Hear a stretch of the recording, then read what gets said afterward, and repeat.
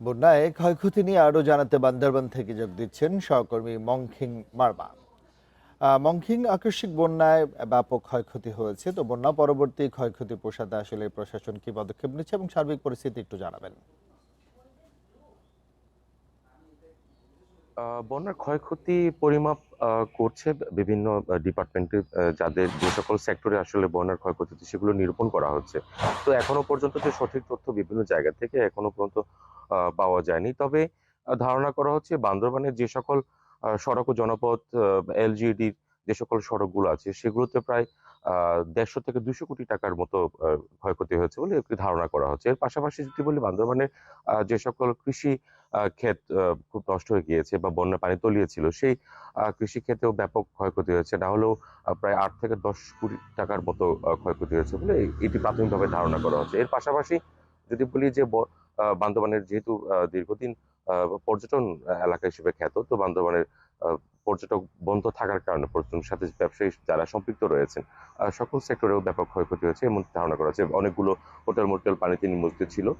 যার কারণে তাদের আসবাবপত্র থেকে শুরু করে বিভিন্ন যন্ত্রাংশ ক্ষয়ক্ষতি। গতকালকে হোটেল মোটেল মালিক সমিতির সাথে কথা বলছি, তিনি যেমনটি বলছেন যে তাদেরও না হলেও প্রায় ২ থেকে ২.৫ কোটি টাকার মতো ক্ষয়ক্ষতি হয়েছে বলে ধারণা করা হচ্ছে।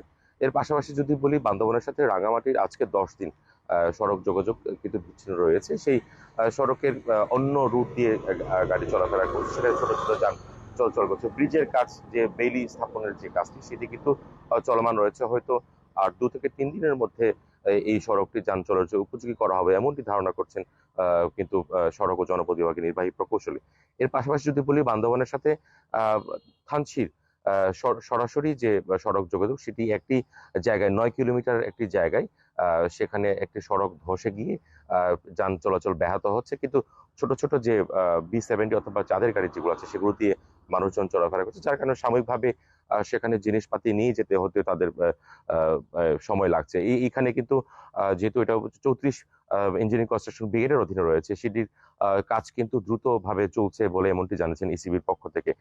সে জায়গায় হয়তো আর ৩ থেকে ৪ দিনের মধ্যে কিন্তু বান্দরবান থেকে থানচির যে সড়ক যোগাযোগ সেটি স্বাভাবিক হতে শুরু করবে। তবে বান্দরবান থেকে বলিবাজার পর্যন্ত কিন্তু সেখানে বাস যোগাযোগ সচল রয়েছে। এর পাশাপাশি যদি বলি বান্দরবানে যারা বন্যার্ত ছিলেন, যে সকল ঘরবাড়ি নষ্ট হয়ে গেছে সেটির তালিকা কিন্তু জেলা প্রশাসন করছে। এখনো পর্যন্ত যে সকল ঘরবাড়ি একদম নষ্ট হয়ে গিয়েছে এবং যাদের আংশিক ক্ষতি হয়েছে সেটির তালিকা কিন্তু নিরূপণ করা হচ্ছে। এই তালিকাটি হয়ে গেলে হয়তো তাদেরকে ঘর নির্মাণের জন্য যে সকল আর্থিক সহযোগিতা থেকে শুরু করে টিন অথবা কাঠ সেগুলো হয়তো ক্রয় করার জন্য জেলা প্রশাসনের পক্ষ থেকে সেগুলো বিতরণ করা হবে এমনটি বলছেন জেলা প্রশাসনের পক্ষ থেকে। যদি বলি সর্বোপরি বান্দরবানের বন্যার পরবর্তী ক্ষয়ক্ষতি চিত্র আসলে ফুটে উঠছে এবং এর পাশাপাশি যে ক্ষয়ক্ষতিকে কাটিয়ে ওঠার জন্য যে সকল সেক্টরে ক্ষয়ক্ষতি হয়েছে সেই সকল জায়গাগুলোতে আসলে ক্ষতি পুষিয়ে নেওয়ার জন্য এবং কৃষক থেকে শুরু করে পর্যটন খাতে যারা যারা সংশ্লিষ্ট রয়েছেন সকলকে সেখানে ক্ষতির আওতায় নিয়ে এসে তাদের কিছুটা হলেও তাদের সহযোগিতা করার যে প্রয়াস সেটি কিন্তু জেলা প্রশাসন পক্ষ থেকে কাজ করে যাচ্ছেন। এই হচ্ছে আমার কাছে বন্যার পরবর্তী সর্বশেষ খবর। বান্দরবান থেকে বন্যার ক্ষয়ক্ষতি নিয়ে সর্বশেষ তথ্য জানাচ্ছিলেন সহকর্মী মংখিং মারমা।